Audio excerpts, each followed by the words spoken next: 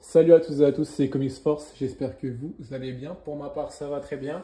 Aujourd'hui, petite vidéo review, sera une vidéo rapide sur les Captain America, Symbol of Truth et Sentinel of Liberty, donc le symbole de la vérité et la sentinelle de la liberté.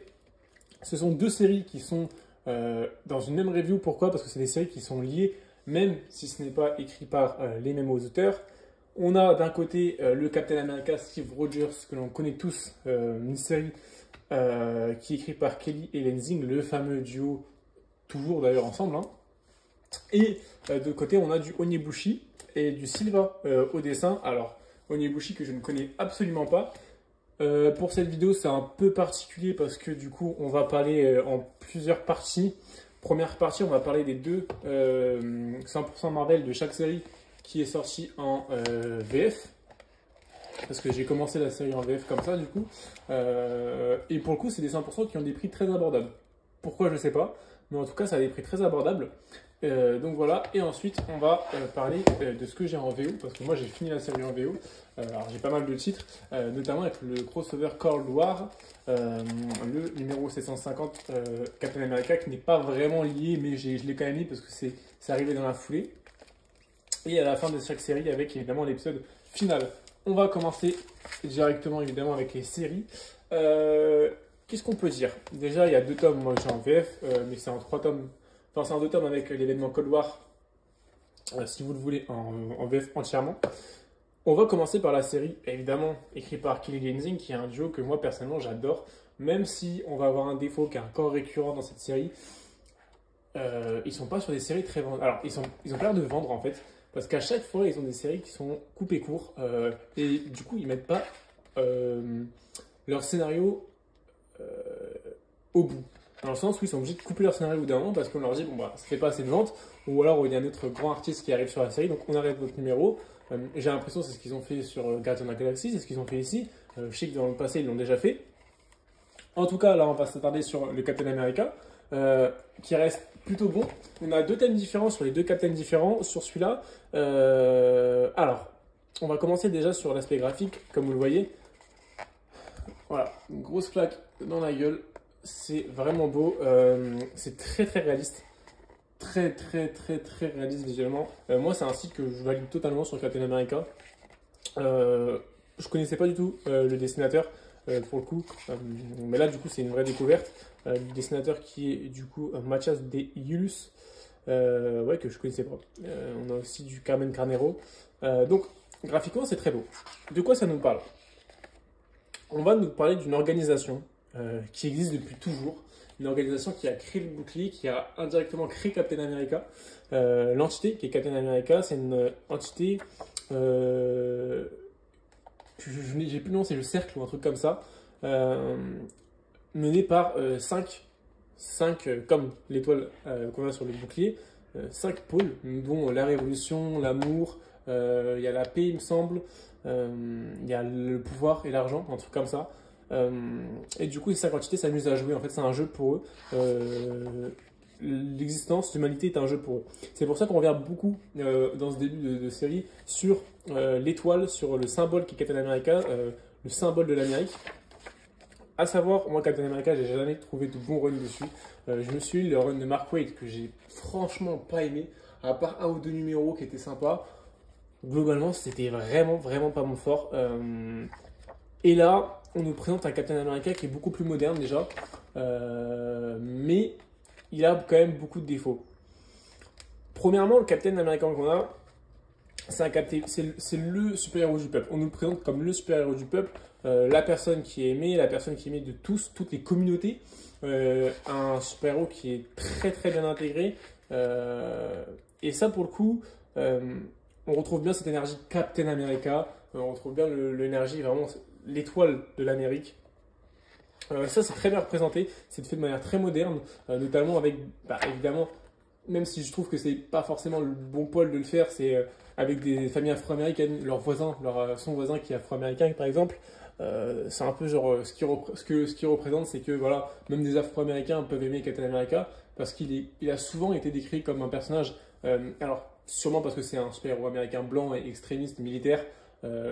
comme beaucoup ont été représentés comme des partis racistes. Captain America ne l'est pas, n'a jamais été raciste pour le coup. Mais bon, il a souvent été pris comme symbole là. C'est un peu le cliché qu'on a de Captain America. Et c'est, je pense, normal de l'avoir, tout le monde l'a eu. Mais voilà, il casse ce cliché comme ça. Est-ce qu'il fallait le cacher comme ça? Je sais pas, mais en tout cas, c'est fait comme ça, c'est plutôt cool. Et du coup, on va voir l'intégration de cette organisation, qui est, ma foi, une très bonne idée, je trouve, qui est vraiment une bonne idée, avec des antagonistes qui sont assez charismatiques pour la plupart. On a aussi des vilains qui sont créés uniquement pour ça. On a un Bucky Barnes qui est là, il y a une relation Bucky-Captain qui, je trouve, est très bien développée pour le coup. Mais le défaut que j'ai, c'est qu'on revient énormément sur les anciens personnages de Captain America, les personnages qu'il y avait dans les années 60, 50, 60 il me semble que c'est ça, donc le jeune homme que je vous parlais, le voisin. Alors ça me dérange, pourquoi? Parce que déjà je pense qu'il faut avoir vu, ou en tout cas lu, avoir des connaissances en tout cas en Captain America de l'époque, parce qu'il y a beaucoup de personnages que je ne connaissais absolument pas. On parle beaucoup des seconds rôles des séries Captain America. Alors moi je connaissais Bucky Barnes, super. Là tout le reste je ne les connais pas.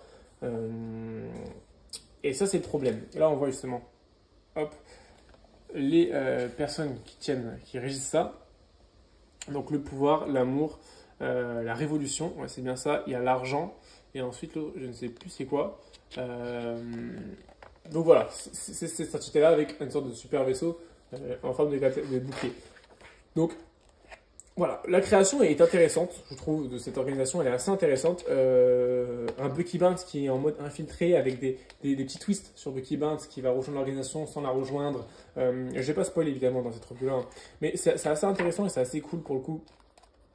J'ai trouvé qu'il y avait des idées intéressantes, mais qui n'ont pas pu être exploitées au bout. Est-ce que la série a été coupée court trop rapidement? Peut-être pour ça, ça doit jouer évidemment, mais ça reste tout de même cool. Comme j'ai dit, le défaut, c'est qu'il faut avoir des connaissances. Moi, je les ai pas, je les ai absolument pas. Et ça m'a gêné parce que j'avais l'impression de pas lire une seconde partie de récit, parce que c'est pas vrai. En fait, on est carrément sur un début de récit, on peut commencer par ça, mais j'avais l'impression de louper des choses, notamment dans les relations qu'il y a entre les personnages. J'avais l'impression que des fois, de pas louper les choses, il y a des références. On parle aussi par exemple du fils de Captain America. Je ne connaissais même pas l'existence d'un fils du Captain America dans la zone négative, il me semble que c'est. Je connaissais pas du tout. Et là, forcément, ça m'a un peu gêné. Je me dis, putain, il y a beaucoup de personnages que je connais pas. Et c'est assez dérangeant. On parle de la vie humaine de Captain America qui essaie de s'intégrer en tant qu'homme humain, en tant que Steve Rogers. Ça qui est intéressant, c'est qu'on parle de Captain America, mais on parle aussi beaucoup de Steve Rogers. Et moi, j'aime toujours quand on parle de la personne sous le costume, sous le super-héros. J'aime quand on traite l'humain dans les comics, c'est sûrement un truc qui m'intéresse le plus. Comme j'ai dit, un Bucky Barnes qui est très stylé, qui au demeurant au début très dans l'amitié, très fraternelle avec Captain America, et où il va y avoir des twists et évidemment, comme vous voyez ici, des choses qui divergent. En tout cas, le dessin est toujours très très appréciable hein, pour le coup dans cette série-là. Donc ça va être pour le twist de Captain America de Kelly et Lensing, que je trouve pour le coup assez intéressant.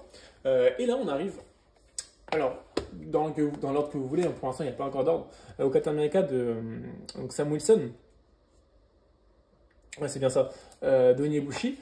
Onibushi, pareil, je connaissais absolument pas. Niveau du dessin, au début, on a une sorte de chapitre vu sous un autre prisme, sous un autre angle, mais c'est en fait le même chapitre, le premier chapitre des deux séries.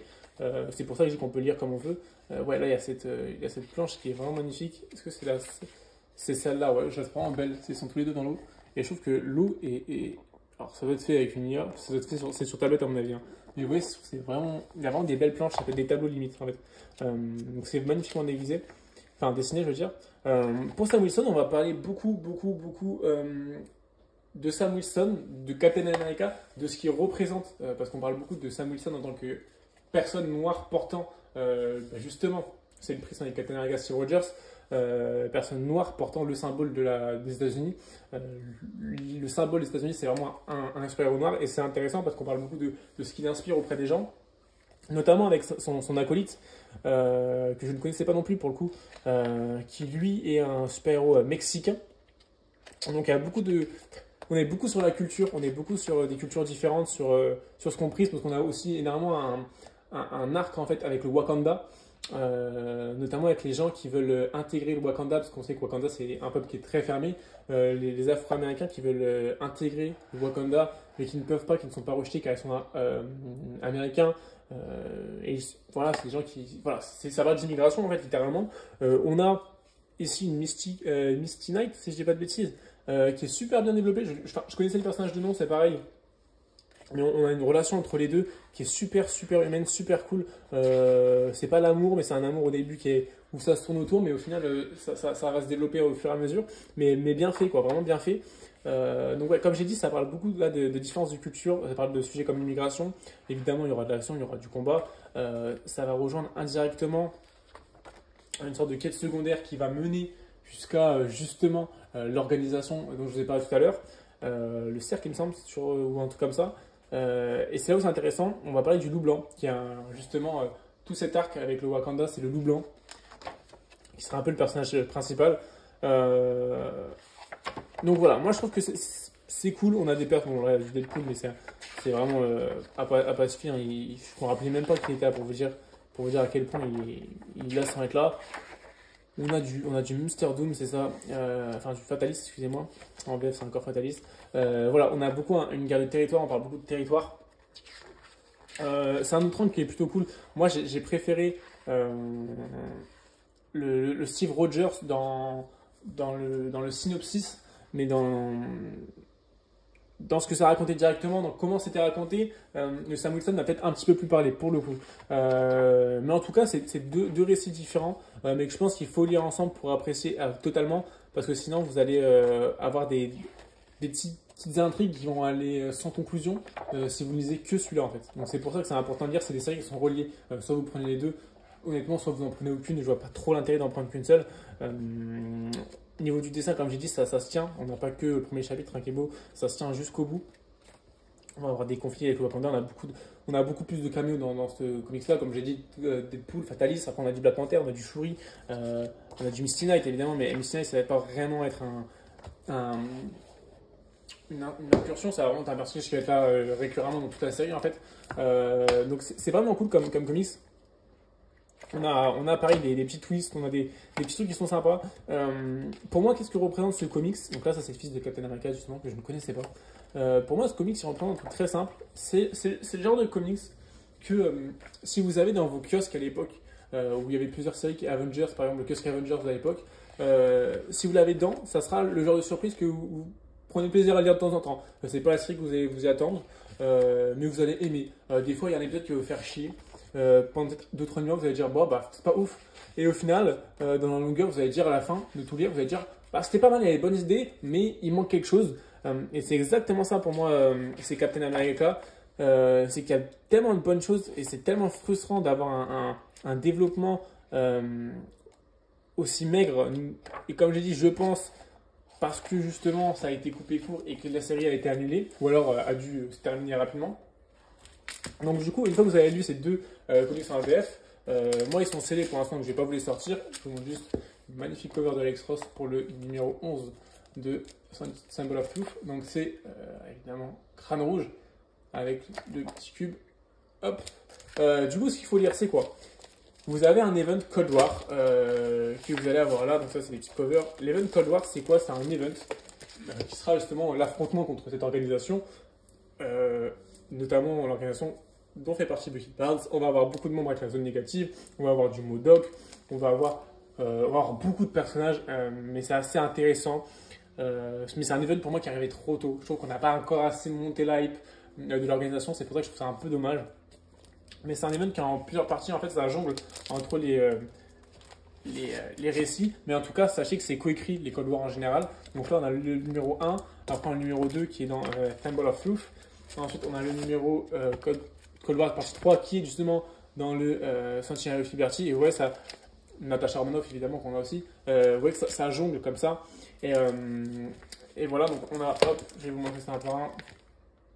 Partie 4, hop, partie 5. Je vous cadre pas ça bien. La partie 6 avec tous les ennemis là pour le coup. C'est ce car design là de. Hop. Que je kiffe vraiment de Bucky et qui est vraiment cool je trouve voir tous ces affrontements avec des clans, des groupes qui vont se créer évidemment parce qu'il y aura des conflits dans la manière de gérer la situation, le problème. Je trouve que c'est des très belles covers pour la plupart. Là, on a un numéro 750 qui est la suite aussi de la série, mais qui a un grand. La moitié en fait ne parle pas de ça, c'est un thème un peu plus gros. La moitié, ça parle uniquement d'historique un peu de chaque personnage. Moi, ça c'est une variante cover, hein, c'est Anti-Icon avec Sam Wilson, parce que voilà, je trouve que c'est important d'avoir un petit Sam Wilson. C'est sympa sans plus, ce comic là il est sympa sans plus. Vous pouvez passer le chemin largement. Et on a du coup ce final que je vais pas vous spoil non plus, qui va résoudre toute l'énigme. Donc voilà, en résumé, c'est quoi Cold War? C'est un comics, enfin Captain America et Captain America Cold War, c'est un comics qui est très sympathique, et qui aurait pu être vraiment un très bon run, je trouve, de Captain America. Selon moi, ça aurait pu être un bon run de Captain America. Les défauts principaux, c'est quoi? C'est que la série a été écourtée et ça se ressent à certains moments. Et surtout dans le Captain America Steve Rogers, c'est qu'on a trop de personnages que si vous connaissez pas, bah, c'est compliqué franchement de... On loupe des choses littéralement et c'est assez frustrant. Voilà pour cette petite review. N'hésitez pas à me dire vous si vous avez lu ça, si vous avez aimé ça. Ça m'étonnerait, étant donné que c'est pas beaucoup apprécié, je trouve, de ce que j'ai vu des critiques. C'est pas beaucoup apprécié et je le comprends parce que même moi, là si je dois mettre une note, je vais mettre une note de 5 sur 10. Voilà. Parce que j'ai passé des moments très, très agréables dessus. Il y a des moments où je me suis dit, bah, c'est pas ouf en fait, c'est vraiment pas ouf, c'est dommage. Voilà, c'est ça, frustrant. C'est vraiment le mot de ce comic, c'est frustrant. Je pense que ça aurait pu être vraiment meilleur. Surtout pour un voilà, Kelly Lensing, j'aimerais bien qu'il nous fasse vraiment un comics classique parce qu'ils méritent, parce que je trouve qu'ils ont vraiment beaucoup de qualité. J'aimerais bien qu'ils aient les clés du camion sur une série, une vraie série, et qu'on leur laisse étaler un peu sur 20, 30 numéros, 30, 40 numéros. Voilà, on vous dit, allez, vous nous faites un vrai récit sur un vrai personnage, et vous avez de A à Z l'histoire. Vous pouvez développer comme vous voulez développer, et j'aimerais bien voir ça. Pour l'instant, c'est pas le cas. Mais en tout cas, c'est un duo que, de ce que j'ai lu, j'ai toujours apprécié plus ou moins. Mais voilà. N'hésitez pas à liker ou à commenter, comme je vous dis, comme toujours. Merci encore du soutien, ça fait toujours autant plaisir. Merci de vous abonner, c'est toujours sympathique. Et sur ce, je vous souhaite une bonne journée ou une bonne soirée et surtout de très très bonnes lectures. Salut tout le monde.